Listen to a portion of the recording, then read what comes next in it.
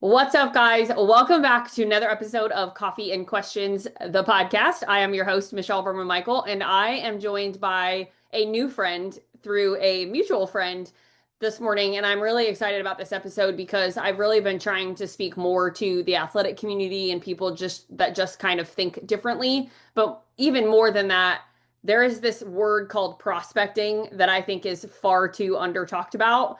And it's kind of the elephant in the room that we all know we need to be doing, but a lot of us make excuses as to why we can't, or we're just unsure of what is the best way to go about doing that. So, guys, if you don't know this gentleman, I've had the privilege of not just talking to him on the phone once, but I think three times now. And being able to work with him and his company is something that I'm excited about what the future holds there. So if you guys do not know him, I'm going to introduce him as Mike C-Roc. He is a 20 plus year mortgage veteran, former college football player, and he is currently the podcast host or a podcast host and serial entrepreneur. I think we can say that, but we're a mortgage guy gone rogue, if you will. So Mike, welcome to the show.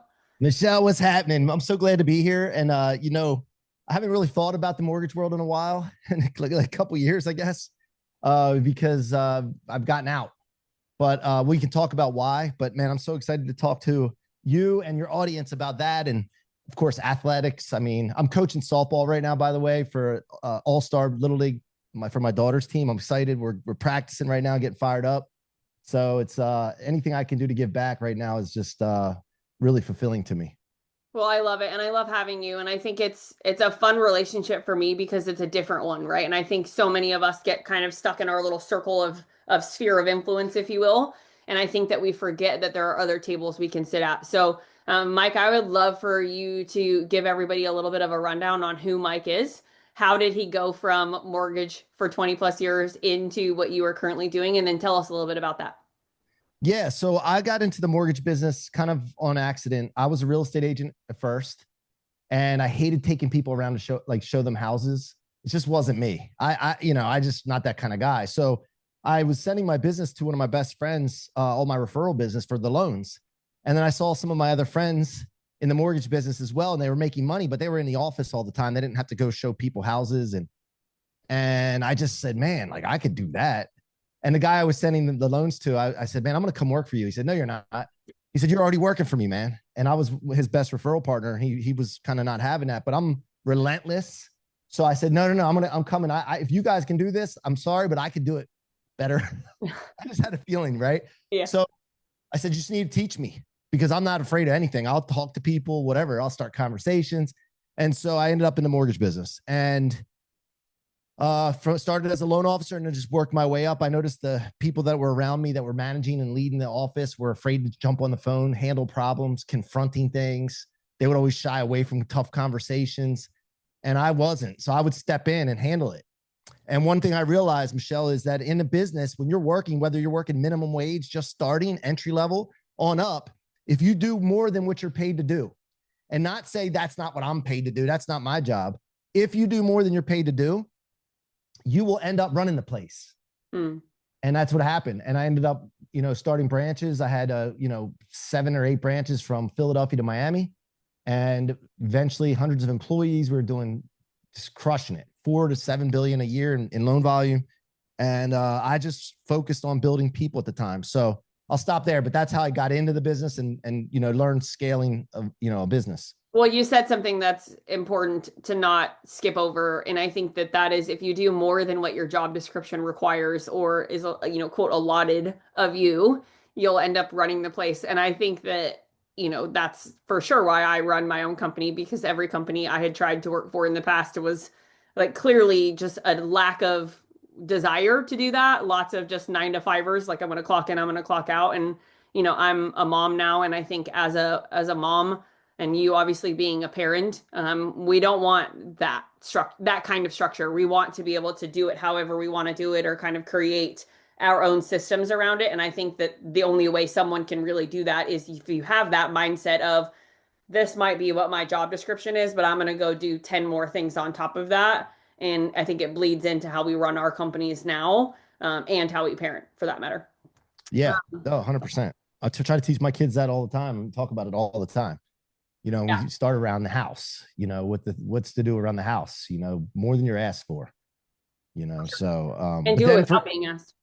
yeah. And then from there, I started feeling trapped because I didn't really like the business, honestly.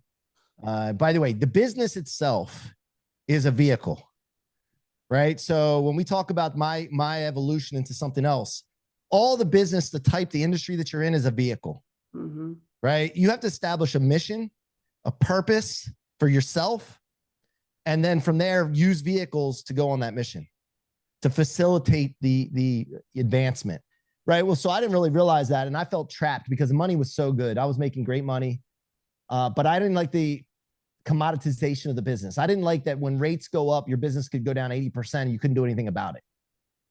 I just didn't like that. I didn't like being controlled. And there was a lot of toxicity in the business. And those listening that are in that business understand what I'm talking about. A lot of toxicity, a lot of agents that everything's a 911 to them because it's their next paycheck. They're living paycheck to paycheck. And you as a lender are on the hook for everything. The appraisal comes in bad. If the underwriter's asking for something new, if the people don't qualify, whatever, it's always your fault. And you're the bad guy. And that's very difficult when you're prospecting and trying to create new referral partners.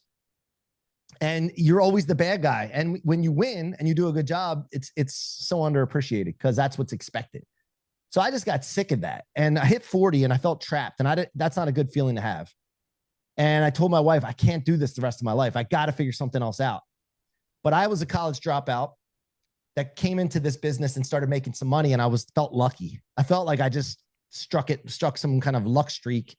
Didn't really realize the principles that I was applying to be successful. I wasn't aware of those things until I started to be mentored. So when I said, I got to get out of this, I got to figure something out, that's a commitment.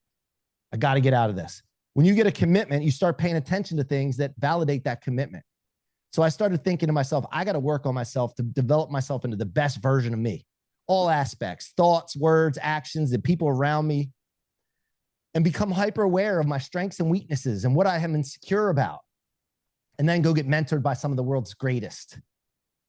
And when I did that, some people say, well, how do you get access to the world's greatest mentors? Well, they write books.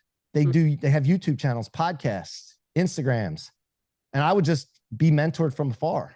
I immersed myself in a couple of people's content and studied them and knew them better than they knew themselves. By the time I met them, they were blown away. They had no idea I was being mentored by them. And that just created so much more opportunity and made me more, able, self-determined person. Are you willing to share who one of your mentors are? I'll totally give you one of mine, but I want to hear what one of yours is. Yeah. So one of them was Grant Cardone.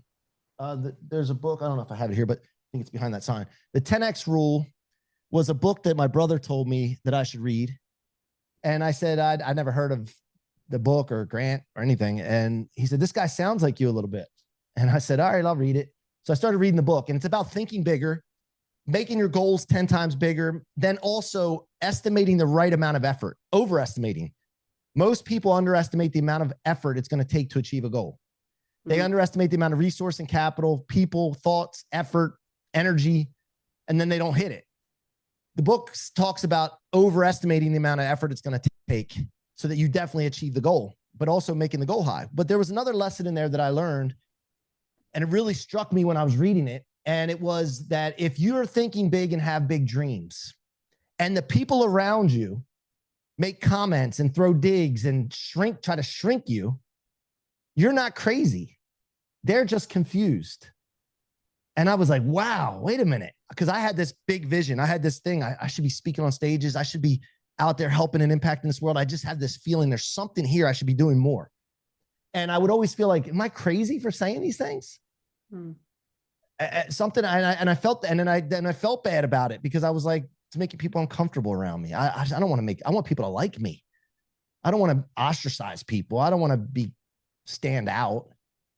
And so what happens is you tend to introvert, not the natural, whether you're an introvert or extrovert, whatever you're natural, but the actual action.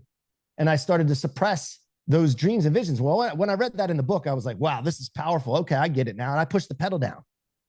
And then I went for it. And then I realized that they'll come along, they'll come around once you keep going and you prove it, that you're serious about this. Nobody takes you seriously until you do something for a long time consistently. And so I picked up that, and then I started immersing myself in his content. I don't always agree with everything he says or how he does things. It's just my personal view on it. But I took all the good stuff that I saw in him, the stuff that he was doing to manufacture celebrity, which we can get into as well. And I started just using it. And then I also, one thing, Michelle, this is important. Most people don't do this. Proximity and assessment are the two things that lead to elevation in life and business and relationships. Assessment, proximity. Proximity to those that have a brand. If you get around them, celebrities, big business people, people that are known, if you're seen around them, perceived credibility and authority goes through the roof. The second thing is assessment. Well, when I started reading and maybe mentored and studying myself, I started to look back at my failures and successes. And I started to realize the principles that I was using or not using that led to those failures and successes. So I started paying attention to, why did I have success in the mortgage industry and build? Oh, well, because I spent every single day doing it and preaching prospecting. You have to be out there in front of people. You have to be known. People have to remember you. They forget very easily, right? And that was one of the main things, is 95% of the time focus on building revenue. I look back at that. Oh, that's when we were having those good months and good years, is because we focused on that all the time. And so, yeah, so Grant Cardone, to answer your question, is one of them. Another guy was Richard Dolan, who is a mentor to some of the world's top athletes and business people in the world. Spent a lot of time with him. Brandon Dawson, who does Cardone Ventures. I spent a lot of time with him and his team.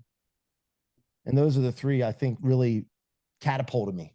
Yeah, I think my number one was Brennan Burchard. He still is, I think, to this day, like reading High Performance Habits in 2019, early 2019, which was the year that I officially like created Beyond the Method and really built the backside of what is now known as my brand, if you will. I sat and I read that book. And if you're familiar with the book, you know, there's 6 high performing habits that he talks about. And then he makes you take the assessment that you're kind of referring to in each of those 6 categories. And I was reading them, and 4 of the 6, I'm like, dude, I got that. Like, I am that. Right. And then I found the 2 where I was like, shit, I'm not that.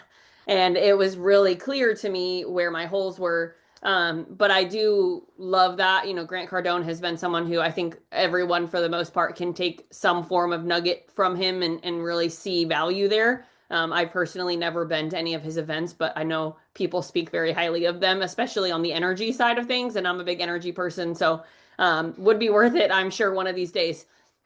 But I do want to shift gears because, you know, one of the things that you did when you left the mortgage industry was you saw an opportunity. And, you know, my superpower is prospecting. Everybody knows that I am the queen of, I will follow up until I get a yes or a no. And, you know, most of the time, even when I'm introduced these days, people will be like, this girl's follow-up game, there is nothing like it. Like, that's kind of how people address me. But the way I see it is, no, it's a lead is a lead, right? And an opportunity is what you make of it. And if I'm introduced to someone and they email back and they take 4 or 5 days to respond to my email, I'm going to email them again, right? That's just how my brain works. And that's how I think I've gotten from the tables I started at to the tables I'm sitting at today. And I'm not by no means saying I'm where I want to be. I think none of us ever are. I'm sure you would probably say I'm nowhere near where I want to be, but that's the high performers in us. But one thing that you and I share in common, which, I mean, there's a lot of things we share in common, but one particular thing is we see the need for prospecting. We understand the power of it. But when you left the mortgage industry, you went from mortgage to podcasting. But I really want you to dive into, like, what does that mean for you? What did that look like? Because obviously we're here recording a podcast, right? And I have a podcast, you have a podcast. There's a reason why that is used for us as entrepreneurs, regardless of the mortgage or real estate space, right? Just on the entrepreneurial side, there is a reason we use them. And I think you can speak, hopefully, you know, for a while here on what that looked like for you. And also, how would you tell an entrepreneur right now, or a mortgage professional or a real estate agent, or anybody, doesn't matter who you are listening to this, that, hey, this podcast world is something that you need to start to pay attention to? Yeah. So first thing on the prospecting, initial reach out, contact, and the follow-up. Listen, when there's numbers that have been done in a study, right? Numbers don't lie if it's a credible study. And when they show you that the sale is made on somewhere between the 5th and 12th or 8th and 12th contact, yep. Then if you don't reach that, then you're not committed. And to the degree you're committed, you will do the follow-up. So if you're not prospecting, you're not following up, you need to check your commitment. Where does your commitment lie? Because if you're committed, the reason that you're so good is because you believe in what you're doing and you know that it's the best thing for people and they need to hear about it. There's no other option, because otherwise you won't do it. It's all to the level of your commitment. So that's where people need to go. They don't need to question anything else. Like, why am I not following up? Why am I not prospecting? I'm an introvert, all this. No. Where does your commitment lie? And you got to get that straight, because your commitment is your intention, and your intention will direct your attention. Our attention is directed by intention, and then it causes and creates what's in front of us. So otherwise, your attention will be diverted to social media, the news, all the bad news, your family, your friends, all the haters out there, all this other stuff. And then you start causing and creating this world of chaos. And that's the difference. So I decided that I needed to get known globally. And the reason I did that is because regionally, and by the way, mortgage and real estate, it's so easy to get known regionally. There's newspaper, magazines, there's local television shows, there's social media. You can target your social media with some of your content geographically and demographically. They're so easy if you're committed to get known regionally. But I was already done. I did that. I've been on covers of magazines. I've been on the news. I've been all of that. I wanted to expand. So I started thinking, my mentor, Grant, told me, you got to get known globally. So I started thinking, how do you get known globally? And then I asked him that, how do I get known globally? I can't do it if I don't know how. And he said, no. You need to commit first. You will not do what it takes if you're not committed, right? The how will appear and you'll be overwhelmed with the how because you don't have a commitment. So I said, all right, I'm all in. I'm committed. I'll do whatever it takes. He said, now go get on podcasts. And this is why I'm still in the mortgage business. I'm thinking about getting out. I'm going to push the pedal down as hard as I can while I'm still in it. But I'm going to go get on podcasts, get known for whatever's next. And so I decided to go on anything that I could possibly get on. Anybody that I knew in my network that had podcasts, anything. First guest on a show, I'd do anything. Women's shows, talking about menopause and perimenopause. I didn't even know what that was. I would go on everything because I needed to get known and I needed the people to know what I stood for and who I was. I knew who I was because I did the work. Now I'm going to lean into it unapologetically, and I'm going to bring energy to the shows. I'm going to tell people my story. I'm going to lean into it and connect with the right audience so that when I figure out what's next, they're going to be paying attention. So I had no idea about the podcast agency, that one agency we created at the time. I had a guy eventually who's my partner now, Todd. He was booking me on shows. I found him. He was well connected. And then I started to see the results of being on 7 to 10 shows a week. And I did it for 5 years straight. Okay. 1,100 plus shows. The network expansion was dynamic. The bigger shows started to come, live stages in front of 15,000 plus people with billionaires, presidents, news personalities, Tucker Carlson, Bobby Kennedy Jr. I'm in a green room with them at one time, sitting there talking. I just okay. I have to ask you, Mike, have you met Sean Ryan?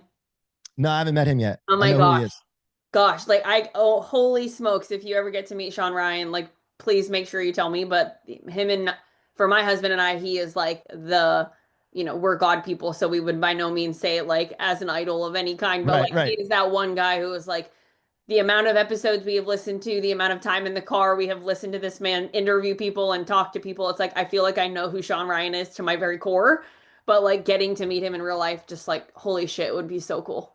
Well, that's a great point. So what you just said is you listen to so many of his podcasts that you feel like you what? Know him. What does that tell you about podcasting? That means that they're worth doing and listening to. Yeah. So podcasting is the most efficient and effective way to get your message out, to get known, because there's so much that can come from it. Not just the long form, but you can repurpose it into blogs, write a book off of them, create clips and blast them all over social media. I figured this out before Instagram Reels, before TikTok. I realized something, that if you take your long form content and you create 30-second, 60-second, 90-second clips and you blast it everywhere, people are going to start seeing you everywhere, and it creates what we call omnipresence, and they can't get away from you. And especially if you're guesting on a lot of shows and people see you being interviewed by multiple different people over a period of time, perceived credibility and authority goes through the roof. Crazy. So I've realized that. So that's one. People will start to feel like they know you when you're out in public. There's a phenomenon that happens right now, and I don't want to sound bad saying this. However, when I'm out into events or out in public, or I travel to LA or Miami or wherever, I'll have people come up to me, C-Roc, And I honestly don't know who they are, but I feel like because I'm still custom, I haven't forgotten where I've come from. I feel like it's a person I ran into before at an event or saw, they're from my hometown or something. And I'm like, oh man, I don't know who this is. And I don't always know how to respond to that, but it's really a lot of the times it's people from seeing me on social media, podcasts and different things. And I'm like, hey, how you doing? And I just kind of pretend that I know them because I don't know what else to do unless my wife's with me or somebody else is with me. And I'll say, hey, this is so-and-so. This is my wife, Jen, or this is Joe. And then I get them to introduce themselves. But this thing with podcast guesting and being out there and being known is so powerful, because if that happens in public, when people come up to you, imagine the people that never meet you, but you start promoting something that you're doing, an event, a business that you're in, the mortgage business, whatever. People know you, they like you, they trust you. The sale is a lot easier. That's why marketing is senior to sales. People need to know who you are because sales becomes so much easier. And you don't need to do the old high pressure overcoming objections thing if you're really marketing effectively. Yeah, I'm literally taking notes on that, like that marketing is senior to sales, because can we talk about this for a second? So many people, obviously the social media space is truly oversaturated. It is very white noisy. You and I have had several conversations now about my perception of a lot of what's going on social, from where I started in 2014, buying and selling and growing social accounts, to today, where, I'm teaching people how to create leverage first and foremost. Like, I don't care about your content until we fix the are you willing to show up as a person first, and then, unpacking and unraveling that, and then coupling that with outbound prospecting, which, not for this conversation, but marketing is senior to sales. And I think what most people are doing, I love that you said that, most people are doing it the other way, right? All of their content is selling, selling, selling, selling, selling. Hey, look, let me talk about rates. Hey, look, let me talk about this product that I have. Hey, look, let me talk about what I think my projection might be, or my favorite. Here's my Friday market update. Like, it's the same thing from every single person. And the way I look at that is, that's not me getting to know you.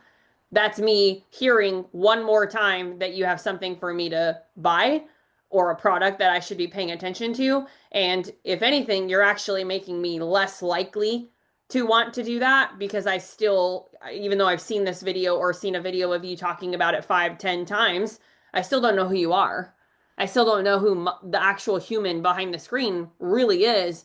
And I posted something on LinkedIn the other day, and I said, I really think it's kind of like a mirror almost. If you look at social and you look at your own content, do you know who you are looking at your content? Is it actually you in that? Like, if you look at your own content, could you say, they would know that I have gone through this, that, or this other thing? They would know that I'm a wife and a husband, or that I have a 4-year-old, or that I had a miscarriage, or that all of these things, right? Like, whatever it is. Do I know myself when I look at my own content? And most people, and I have this conversation honestly every single day, most people can't say yes to that. And I think that's where they have it backwards. You talk about marketing being senior to sales, they have sales senior to marketing. Yeah. And it also comes down to being a transactional business or a transformational business. See, if you're just selling all the time, or if you expect people to be referred to you and then you just sell them alone or whatever it is, you're going to be transactional. And then they're going to shop you, costs, rates. That's all that they. Well, guys, we are back. Sorry for the brief interruption, but Mike and I had some tech issues. So here we are, round 2. Mike, are you ready to jump in on this? Yeah, I'm ready. And I want to take full responsibility. It was my internet that went out. It wasn't your tech difficulties. It was mine. I take full responsibility for that. But we're back, and that's all that matters. So we are. And I'm really excited to pick up where we left off, because the thing that we talked about at the very end before we lost our connection here was, are we a transactional business or are we a transformational one? And you made a comment that was really important for people to hear, which is, are we allowing marketing, or are we making marketing senior to sales, or are we making sales senior to marketing? So why don't we pick up right there where we left off? yeah, so I remembered a story. Okay, I was when I was 21 years old, I got into sales for the first time. I was selling water treatment systems. I was in the restaurant business, and a mentor of mine, somebody that became a mentor of mine, was a regular at the restaurant. And he said to me one day, "Do you want to do this the rest of your life, this restaurant business, or do you want to like start doing something different? Why don't you come to my office and we'll talk?"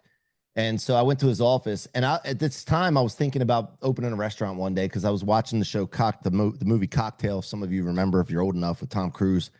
And I just was like, man, I want to, open up a bar in the Caribbean and all this stuff, which was a dream. It was cool and all, but the restaurant business is very late night stuff, cash business. That's when I got into partying and stuff, staying up late. And I could tell it was leading me down the wrong road. So I went to visit Joe at his office, and I got into sales. And what they did was they set appointments for you, and you drove all over the place, an hour and a half in any direction.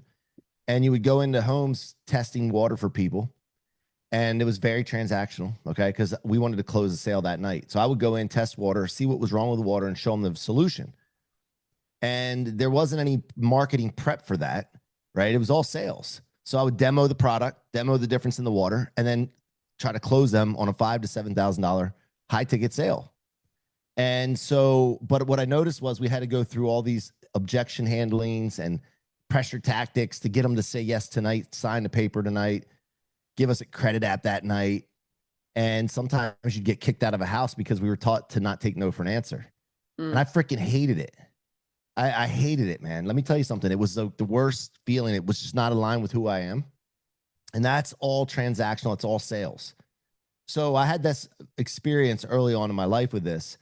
And then as I got mentored, as I got older, years and years later, I started to realize and was taught, wait a minute, if you get people to like, trust you, understand things ahead of time, educate people ahead of time, through prospecting, by the way, and marketing, right? Prospect and marketing are tied together. Then you could start to, the sales cycle shortens, right? And you don't have to use pressure tactics. In our business, like you're a client of ours now, we don't pressure anybody. We just educate them, show them what's available to them, and invite them. Inviting them is different than trying to talk them into doing something and pressuring them. And hey, you got to make a decision tonight. Like it's just not. It doesn't give you a good feeling. But also, we'd have a lot of cancellations. So I would sell a deal back in those days, and in-home sales. And when we'd have a sales meeting the next morning, real early, we'd get up, and I was out there. I was still partying back then. I was still staying up late drinking. I felt like crap in the morning, but I would show up to work feeling like crap, and we'd be in this sales meeting. And the lady that worked at the front that answered the phones, she would come in sometimes and say, we get a knock on the door, and we'd be like, oh man, we know what this is. It's never good. And she'd come in and say, hey, Mrs. Jones is on the phone. She wants to cancel. And by the way, when I made a sale, I would go home because I was still living with my college buddies. And then we'd celebrate every time I'd get a sale, and we'd go out, and I'd pick up the bar tab and spend all this money I didn't have yet. and she'd be like, she wants to cancel, and your heart would sink. Yeah. And my boss at the time would make us drive back out to the house without talking to them on the phone or anything. Drive back out to the house, knock on their door, just pop up, and then try to reclose them. It was the worst. So if you don't want to do that, okay, you must market. You must prospect and market. You got to be constantly talking about promoting what you're doing. Promote. And one thing I'll tell you with this, just to wrap this up, every morning I wake up now, I pretend nobody's ever heard of me. Nobody's ever heard of that one. I don't care how far I go, how many clients we have, how much money revenue we make. Doesn't matter. I pretend nobody's ever heard of me. So every morning I'm in the mindset, I got to promote. Who am I? What do I stand for? What's my company about? What do we do for people? What results do we get for people? And just constantly pump out content. And I had a guy who was a former first round pick for the Chargers last night. His name's Larry. He said something to me before he went into telling me what he does. He said, I got to commend you, man. One thing I look at people, it's not their followers. It's not their engagement. It's how many posts have they made? And I didn't even realize this, but he's like, you posted 4,000 some pieces of content, brother. And I said, yeah. And it's probably only been maybe 5-6 years. Yeah. And he said, that means the world to me because consistency matters. So yeah. Well, discipline, right? All we're talking about, I love the flywheel concept. If you're familiar with Jim Collins's book, Good to Great, you know what the flywheel is. But really, essentially, it's disciplined action in one direction for a long, sustained period of time where eventually the wheel turns itself, right? But one thing you said, and I'll just be super candid, for me, deciding to work with you and your company was not an easy one for me. Most people who know me know that I am incredibly good at asking very hard questions, and I will pry and pry until I feel very, very confident in the decision that I'm making. And I think that that is a really big or a big testament to the whole prospecting conversation because even this morning, I have a client who I've been prospecting for months, probably almost 3 months. And I'm high ticket too, just like you, even today, right? I would still consider you a high ticket person now. But I'm a high ticket order. And the gentleman sends me a message back on LinkedIn and he says, Michelle, I've never met someone that's more consistent in follow up than you, ever. And I was like, well, thank you, right? I think. And he's like, but I have a really interesting question. And depending on how you answer this question will depend on whether or not I'm ready to start. And I was like, oh God, what's this question going to be? And his question was, you being so good at following up is good, but why me? Right? Like, why are you following up so hard on me? And is it because you just want the sale? And he said that it was a voice note on LinkedIn. He's like, Mhm. is it because you just want the sale or is it actually me? Right. And so I took a while to respond. It was a very long response. And I think for you and I both, we share the same sentiment. We want to transform people's lives. And I think when you find someone, whether it's on social, whether it's what you're doing, whether it's what I'm doing, when you find someone that's caught the bug, even just a little, right? Meaning like they care enough to be showing up to your point or to that gentleman's point to you that you might care enough to show up 400 plus times, right? You've caught the bug to some extent. So then when someone like me or someone like you comes in and sees an individual like that and we see the transformation that we can make in them, how can we not follow up with them? How can we not Conviction, prospect you? conviction, right? It's conviction. Yeah. 100%. Yeah. And very few people that are doing what we do have done it themselves. So there's a lot of people out there booking podcasts. It's very transactional. They shotgun approach, they cold pitch. And I've said it before, over 1,200 podcasts as a guest, and I'm still doing it to this day, as you see right now, right? Yeah. And so I do what I tell people that they need to be doing, and I can guide them in through the lessons I've learned and speed up the process for them. So this is I love it. And the other thing is too, Michelle, we got to think about this. Anytime that you're having really a time where you feel like you got to pressure somebody, talk them into doing something, it's because you don't have enough of something. So this goes back to marketing and prospecting too, because if you market and prospect consistently, you're going to have plenty of opportunity, right? And that's the thing. I always think about how can I fill the pipeline of prospects? And if I jam it so packed, so there's no gaps, you're going to always have sales coming through. But when you stop prospecting and you're not consistent, it creates gaps in your pipeline. And when you have gaps in your pipeline, you're going to have months and weeks that are up and down like this. And I was like that in the mortgage business, even and in home sales as well, where I would have up and down months. And that sucks. I hate it. And I had to learn the lesson the hard way that 95% of your time should be on marketing and prospecting. If you do that, your pipeline stays full. And if you think in your head, just keep filling the pipeline, keep filling the pipeline and follow up, keep filling the pipeline and follow up. Sales stay consistent. And that's what we've done at that one is we've just make sure that we're always talking to people every single day, always following up and always pushing content out to keep the pipeline full. I'm just curious because I have a feeling we're probably the same, but on the follow-up side, I have like, I don't know if anyone's ever heard of analog, but if you're watching this and you're looking at Mike and I, it's like this really fun little card stack thing that sits on my desk. And it is part of how I follow up because I don't want to forget names. But also, if I can just be super transparent here, I am an elephant and I do not forget the names. Right. So if I have people that are top of mind, it's because I had a really good conversation with them. There was something in that sales call that I had with them where the story, I just can't shake it or I can't forget it. And so for me, follow up is really natural. Like it's a list of people. Yes, I have to write them down, but for the most part, I don't have to go back and look at them. Like just sitting here talking to you, I'm like, I have at least 7 or 8 names in my mind right now that, oh, I should text them this morning just to stay top of mind. Right. So Yeah. what does follow Well, up look like for you? Because I also think follow up can be really salesy. Um, and we obviously don't want that. But I'm curious what your follow up game entails. And Yeah, how well, you here create that. your goal should be to be getting so many prospects that you can't remember the names.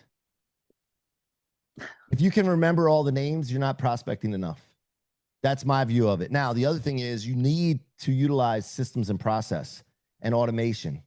Okay. And what we've done is we've got journeys and we've stopped them several times and revamped them and optimized them so that we've had periods of time where we didn't have it on because we're optimizing it. But right now, what we do is, we have a call with someone and then Todd has a call with someone who's my partner. And then the system, we put them in the system and then it sets up a journey that we've already created. It's coming from us. We created the messages, but we're not there constantly sending. We still do because we just can't stop. But on top of that, we have the system following up with them as well, giving value to them, right? It'll send a text, an email saying, hey, did you know that we just had so-and-so just made $50,000 from a podcast appearance? Did you know that, people like billion-dollar CEOs are working with that one to be exposed on podcasts because they see the value? And here's some of the value of it: relationship, network expansion, tapping into someone else's audience, content, which is an asset that you can use to clip up and repurpose into several different ways, different things. So we're like constantly adding value to the follow-up so they don't forget about us, because life happens. You got kids, you got spouse, you got all this stuff going on, and you'll forget the people. So our goal is to provide so much value and stay in front of people so they don't forget us. And then the thing is, some people were worried about the people that'll never sign up. I only worry about the people that will sign up one day. So I don't Did you worry know I about was going to sign up, Mike? Is that what you're trying to say? Yeah, no. I mean, at the end of the day, like if people don't sign up, I don't focus on them. I'm just giving you a hard time. Yeah, no. But like at the end of the day, I'm not worried about irritating someone. If someone like unsubscribes, if you're not getting unsubscribes, you're not following up enough. It's the way it is. And so I'm not worried about people that unsubscribe or say, hey, please take me off the list, or no, I'm not interested, or ghost me. I'm not worried about those people because they're not going to sign up anyway. So like, I want to focus on the ones that are seriously committed about investing in themselves, see value in this. And then we just stay in front of them until they're ready. And it's also, Michelle, it's a timing thing, right? It might be a financial thing. It might be a focus thing. It might be where they are in their business, just not ready yet or whatever, but you can't give up on them. Because if you give up on people that you've talked to that that should do it and they're interested in it, but it's just not the right timing, you're not convicted enough. So for me, it's like, okay, well, if they're in the pipeline and they're going to sign up eventually, is what I look at. If they're willing to invest in themselves. Well, if it happens now or a year from now, it doesn't matter because I'm stacking the pipeline so much that eventually, when the timing's right, they're going to come in. And that's just going to add to that current month that we're in at the time. Yep.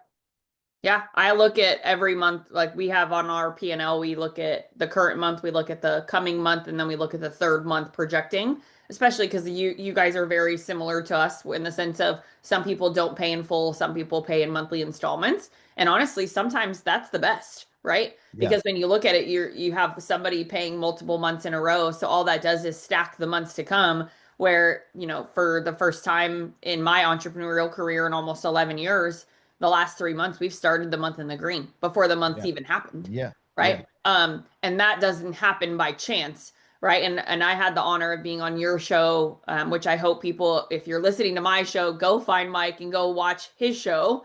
But I was on that episode, or on an episode with you, and there were some tears, I'm going to say. I went to bed last night thinking about that, of just like, damn, Mike got the most vulnerable side of me that I could have possibly been. But there is a story there where I felt what you just described, right? I felt that pain of, I've had to not do what I do best, which is prospect, for the last 6 to 8 weeks. And I'm seeing the downside to that. So I made a decision to wake up and change that. And I think that that's why, the seeds are where they are and the rain has come for me, quote unquote. But can Mike, go ahead. Can I add one thing to this? So one thing is, some people think, well, then, man, I got to work 7 days a week. And then, when you create your life the way you want to, in summertime, I like to have Fridays off because I like to golf. And there's a great group of guys on Fridays that we get together, and I prospect in there as well while I'm playing. right? And I'm building relationships. But at the end of the day, what I did was I packed everything that I need to do into Monday through Thursday so that I can enjoy a 3-day weekend. So I said, okay, what do I normally do Monday through Friday in the wintertime? And then I said, okay, all I have to do is open up 2 slots Monday through Thursday, and that'll fill up what I usually do on Fridays. So you can cause and create however you want it to be. You just need to be intentional about it. And then there's nothing wrong. I don't think there's anything wrong with having a 3-day weekend in the summertime and spending time with the family more. Like I usually don't get on podcasts or have calls until like 11. Yep. And some people are like, really? Well, yeah, I work first thing in the morning. I go to the gym and then I hang out with the kids and family. I homeschool my daughter. So you can create it however you want. Well, I think that's a misconception is people think that they have to work 12, 14 hours a day. And no, like, no, right. I don't work Fridays usually at all. And if I do, it's a call here and there. That's an important one that I'm like, hey, I have to take this call. But Yeah. Fridays, I always say is like me and Knox day. So we're doing whatever we want to do. We're going to the trampoline park. We're going bowling. We're doing whatever mom and Knox want to do that day. Yeah. Right. And I think that I'm more productive in the other days of the week when I create the space for me to have that time. Yep. Because then, as a parent, whether you're a mom or a dad, there's this thing called mom guilt or dad guilt, right? Where we're like, shit, I've been working nonstop and I haven't spent any time with my kid. That not that that goes away, but you can eliminate some of that insecurity by creating space like that.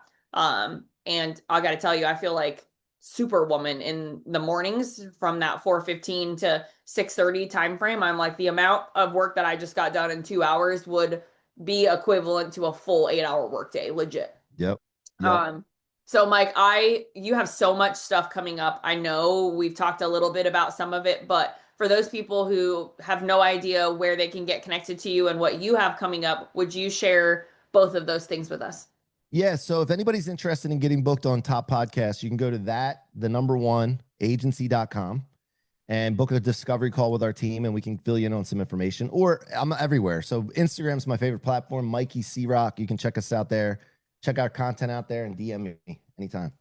Guys, Mike just finally followed me on Instagram. Does that mean I've arrived? No, I'm just kidding. In all seriousness, guys, Mike is an awesome human being who, as I mentioned, and for those of you guys who have been in my world long enough, I'm not that kind of gal that jumps into things that doesn't feel good or feel right. And I met Mike through a mutual friend several months ago. And what he's doing and what he has promised to do for me with the Black Line coming out very soon is something that I'm really passionate about. I'm also really passionate about supporting people that are supporting me. So if you're not connected to Mike, please do so. And if you want to talk to him directly, message him because he will message you back. And it's really cool that that's true, especially in a day or in a world where everything is about automation, everything is about AI and all of this stuff. Like there's nothing better than talking to the real human that you're actually going to be working with. So Mike, I just applaud you because that's how you got me. Thank you. Thank you. I appreciate that. All right, guys. Well, thank you for joining us on another episode of the Coffee and Questions podcast. We will be back soon with more amazing guests. And as always, if you loved this episode, please subscribe to our YouTube channel if you're watching us on YouTube. Leave us a review if you're listening on Spotify or Apple. And we cannot wait for whoever's next.